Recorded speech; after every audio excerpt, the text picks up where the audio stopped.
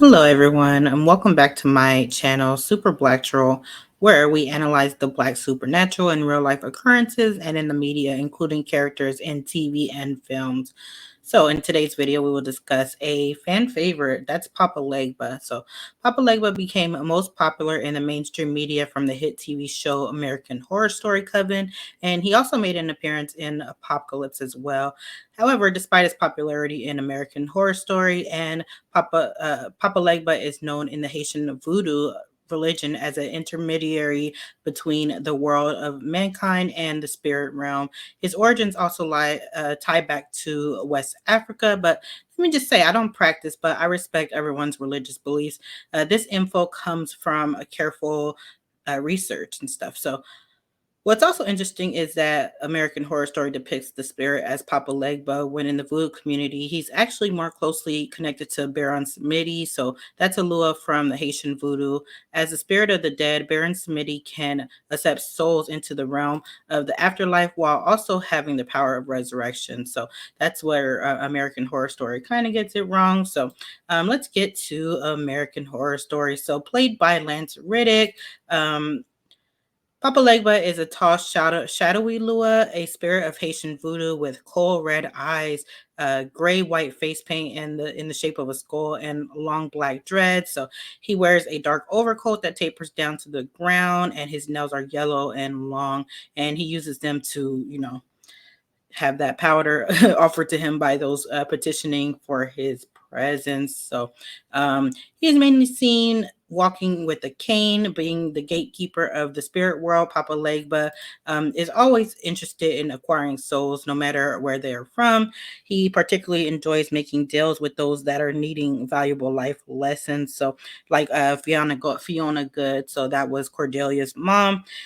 He wants her soul despite her narcissism, cruelty, and murderous behavior, but she revoked the deal when he found out that she lacked a soul in the first place. So, despite his antagonistic and somewhat sadistic persona, Papa Legba is an honest and fair individual. He explained clearly and honestly his terms in granting immortality to Fiona when she asked for details, but upon being asked by Queenie and the dynamics of Mary and Delphine's immortality, he explained every meticulous details of their arrangement. In the process, praising Queenie for her sharp mind and powerful magic. But what Papa Legba does with the innocent souls he requires is unknown, because these souls have no injustice and therefore nothing to warrant damnation in their own personal hell. When Nan was drowned by Fiona and Marie in the bathtub, he promised to take her to the afterlife where she would find treats for girls just like her. Due to Nan having been taken out by Joan Ramsey, however, she instead focused to torture the guilty for all eternity in hell. So that was pretty much what was going on American Horror Story. So another thing in the media is Princess and the Frog. So Princess and the Frog is a Disney show where the main character was set. And yeah, so let's get into that. So the voodoo origins of Dr. Facili. So I think that's how you pronounce it. Facilier is a deceitfully deep Disney villain. At first glance, he appears to be the run-of-the-mill witch doctor, but someone you will see at the post office or apothecary without giving a second thought. But in reality, the character has roots that go far beyond the Disney. Baron Samedi, the Lua of Death, and Papa Legba, the gatekeeper of the spiritual realm. So some of the magic we've seen is coming from direct voodoo on the movie, and it was set in Louisiana, and then after having the green light, they went wild with the concept, pulling everything they could from New Orleans culture and voodoo religion, telling a beautiful story of a villain with far more layers. So he's the trickster antagonist who uses voodoo magic to transfigure Prince Naveen into a frog. He also tries to weasel his way into inheriting the LeBouf family fortune and stealing it. He gains magical abilities after making a deal with dark voodoo spirits he refers to as his friends on the other side. So that was like a famous Disney song. She's got friends on the other side. But yeah, those new abilities when in conjunction with the silver tongue, putting him in kissing distance of attaining his goal. So the Lua origins, he does not represent actually Baron Samedi or Papa Legba, but actually it's he's not a god. They say he's actually supposed to represent Hades. So he's just a regular guy who struck a deal with voodoo spirits, and so that was like pretty much the background of it. Baron Samedi is known as a Lua in the voodoo religion, not exactly a god, but a spirit, a divine figure who resides in the spiritual world. In the movie, the Lua are shadows and masks that help out facilitate and appear during his dance routines. So they said he is a certain family, the head of a family called Geed, and they're known for obnoxious as well as having power over death and fertility. So that's another thing with American Horror Story. She was trying to have a baby and stuff. So as you can see, there's some overlap between Faciliate and Samedi, but those are areas that they can differ. Actually becoming another deity. His name is Papa Legba, and he's the gatekeeper of the spirit world. Many recognize him with the association from the show American Horror Story, but his character is not Papa Legba. They call him that, but like I said, his role is based on Baron Samedi. So that's something that a lot of people don't know. The producer's idea was to change his name because it is not well known. Normally, he's depicted as an old man wearing straw hats and smoking a pipe, but yeah, they decided to change that. Yeah, like Samedi, Papa Legba can be found at the crossroads. Also, like Samedi, Legba likes to reveal new opportunities and paths to those who cross by his crossroads. But because he's a trickster, not all roads lead to a happy ending. And let's talk about some real life situations. So this Virginia teen, she was unalived 2 days after posting on social media that she saw Papa Legba. So let's get into this article right now.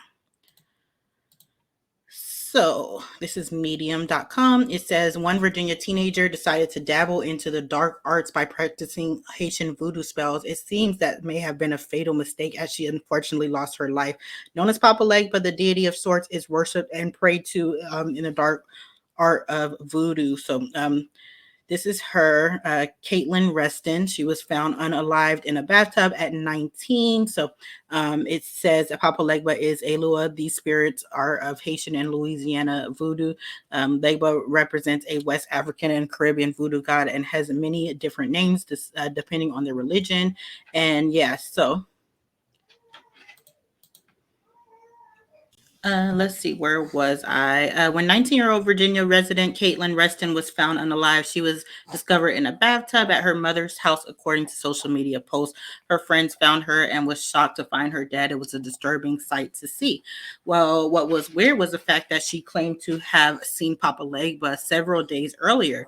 People thought nothing of it at first. However, she was warned by some not to try these summoning type of spells. A spell, she called herself a witch and said that she practiced witchcraft, but witchcraft is definitely not voodoo. But from what was understood is she was a part of social media group found on Twitter that practiced spells such as witchcraft. But after a while, she decided practicing voodoo spells and became obsessed with it. She clapped back at others by posting that there was nothing wrong with trying something new because a lot of black people were like, or black women, black people in general, they were like, yeah, this is not for you. You're Caucasian, you're a witch, you're not supposed to just jump into voodoo. You know, that's dangerous. Like even people who don't believe in voodoo are like, yeah, I'm not going to do that because yeah, that's a little too real for me, you know. But yeah, so anyways, let people live and have their own religion, she says on March 29th.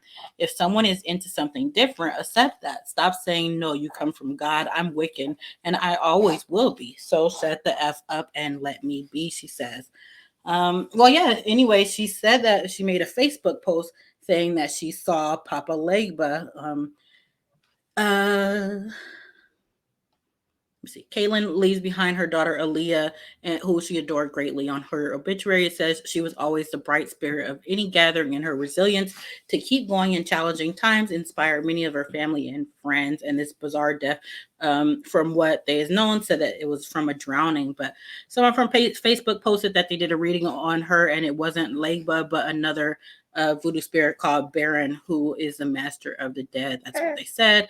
But yeah, most important to note that she had a black girlfriend, and the black girl is who she was like trying to do voodoo against, and that's why a lot of people said that she got taken out by Papa Legba because she made a Facebook post saying that she saw Papa Legba one day after she did that, and yeah, she had a dream about him or something, and then she was found dead in the bathtub. So yeah, you definitely got to leave this stuff alone. It's not just American Horror Story. This is real life we're talking about here. Like, leave voodoo alone and don't touch it if you don't know what you're doing, you know?